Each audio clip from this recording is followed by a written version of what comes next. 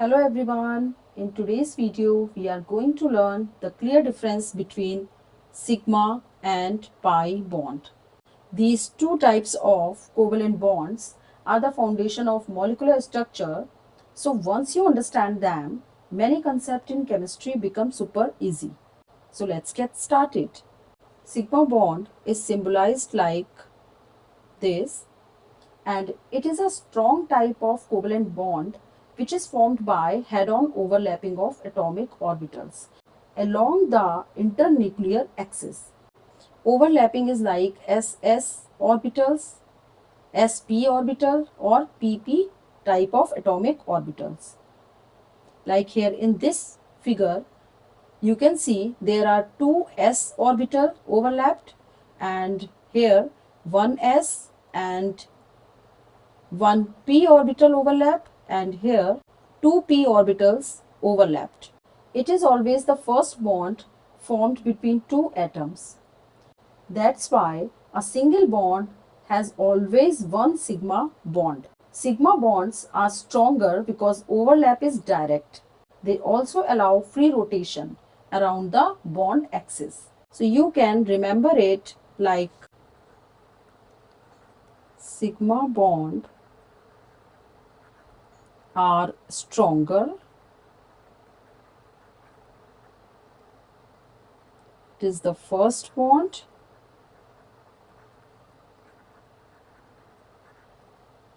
and it is formed by head-on overlapping.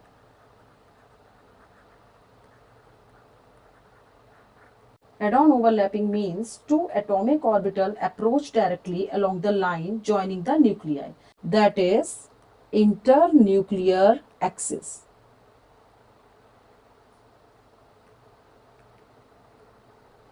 This internuclear axis is the straight line joining the nuclei of two atoms. This is internuclear axis. In head-on overlapping, the orbitals have to face each other directly along this axis. If orbitals are not aligned with the internuclear axis, the overlap will be partial or weak, resulting weaker bond. So this type of overlap give maximum contact. So the bond formed is strong. Head-on overlapping is the orbital overlapping directly along the internuclear axis.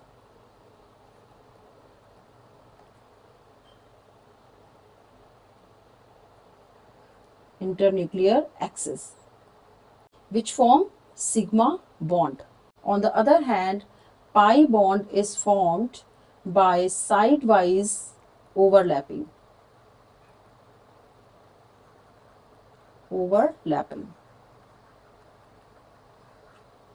It is formed by sidewise overlapping of p orbitals, and it only comes after the sigma bond. For example, double bond has one sigma and one pi bond, and triple bond has one sigma, two pi bond. Pi bonds are comparatively weaker and the restrict rotation. That's why double bond cannot freely rotate. So in simple word, pi bonds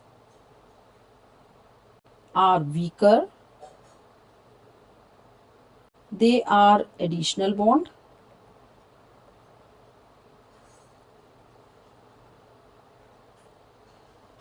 And they are formed by sidewise overlapping.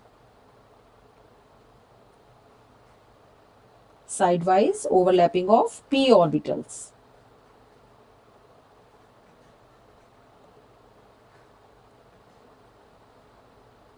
Sidewise overlap is also called lateral overlap.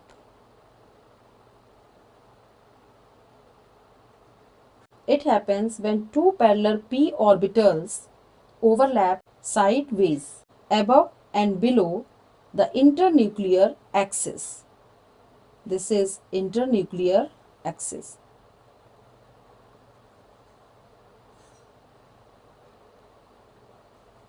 And two p orbitals overlap above and below the internuclear axis.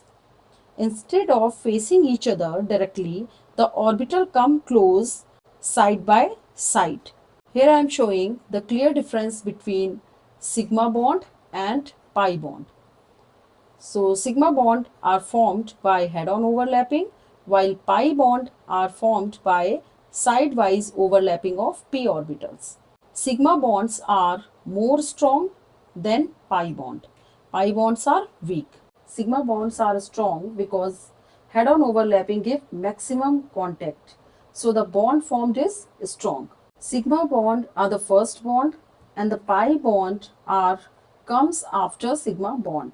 Like double bond has 1 sigma, 1 pi, and triple bond have 1 sigma, 2 pi bond. So sigma bond are the first bond and pi bond comes after sigma.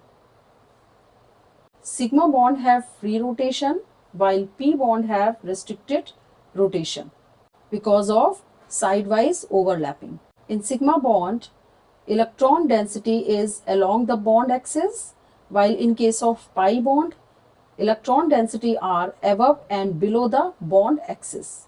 Examples of sigma bond, like in hydrogen, 1s orbitals are head-on overlapped.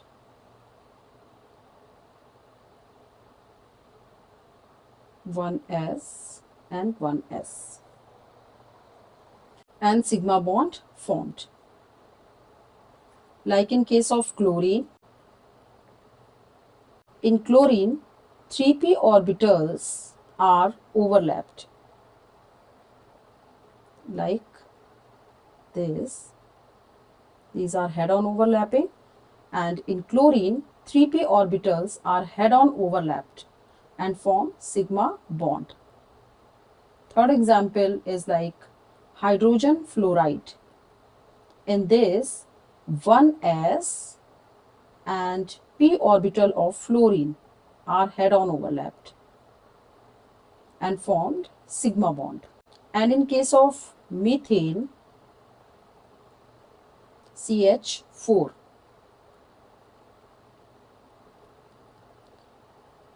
here 1s orbital of hydrogen overlapped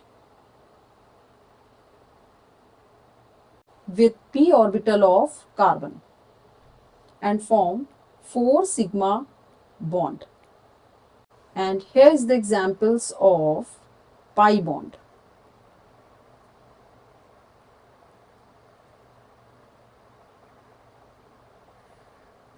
First example is oxygen. Oxygen has atomic number 8, so its electronic configuration is 1s2, 2s2, 2p4. So here we can see that p orbital has 4 electrons, 1, 2, 3, 4. So here 2 unpaired electron in the p orbital. So here these 2 p orbitals sidewise overlapped with the p orbital of other oxygen atom and form pi bond. First bond is sigma bond and second is pi bond. So in case of oxygen, pi bond are formed by side overlap of unhybridized p orbitals. Next example is nitrogen, N2. Nitrogen has electronic configuration is like 1s2, 2s2, 2p3. So here we can see that p orbital has 3 unpaired electron. So here 3 p orbitals sidewise overlapped with the p orbital of other nitrogen atom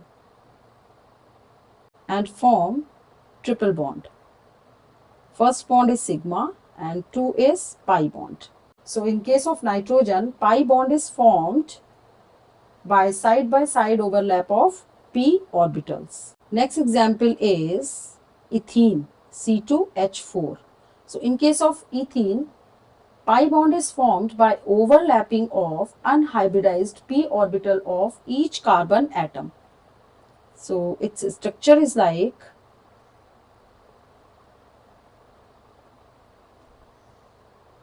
and here p orbital of each carbon atom is overlapped and form double bond between two carbon atoms. So these are the examples of sigma bond and pi bond. Now here is the few important points that we need to remember, that pi bond present only in multiple bonds, like in double bond and triple bond.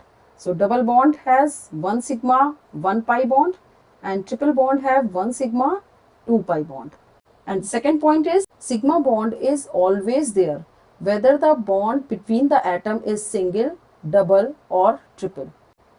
Single bond always has sigma bond, double bond has 1 sigma 1 pi bond and triple bond has 1 sigma 2 pi bond. So we can see that no matter whether the bond is single, double or triple, sigma bond is always there between the atoms. You cannot have two sigma bond between the same atoms because only one axis connects two nuclei. That means sigma bond is formed by head-on overlapping of orbitals along the line connected to two nuclei. Because sigma bond is formed by head-on overlapping of orbitals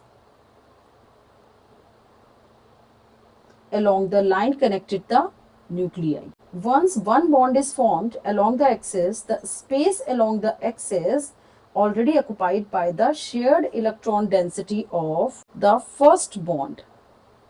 There is no room for another head-on overlapping along the same axis between same atoms. But additional bond can formed by sidewise overlapping above and below the nuclei. Like imagine a tube is connecting two balls along the axis, but you cannot put another tube along the same line, but you can put sheet above and below the line. So we cannot have two sigma bond between the same atom, but we can have sigma bond along with pi bond because sidewise overlapping can be possible. There are few important points, like no matter how many orbitals overlap, only one sigma bond can exist along the internuclear axis. And for effective head-on overlap, orbital must be properly oriented along the internuclear axis. The internuclear axis is a straight line joining the nuclei of two atoms like this, or it may be like this. This is the internuclear axis between the orbitals of two atoms. In head-on overlapping, orbitals have to face each other directly along this axis. If orbitals are not aligned with the internuclear axis, the overlap will be partial or weak, resulting the weaker bond. So, proper orientation ensure maximum overlap, which means strong bond. If orbitals are misaligned, the overlap would decrease and the bond strength would reduce. So this is the overall explanation of sigma and pi bond. So that was all about the difference between sigma and pi bond. I hope this video made the concept clear for you. If you have any doubt, you can ask me in the comment section below. See you in the next video with another interesting concept. Bye bye.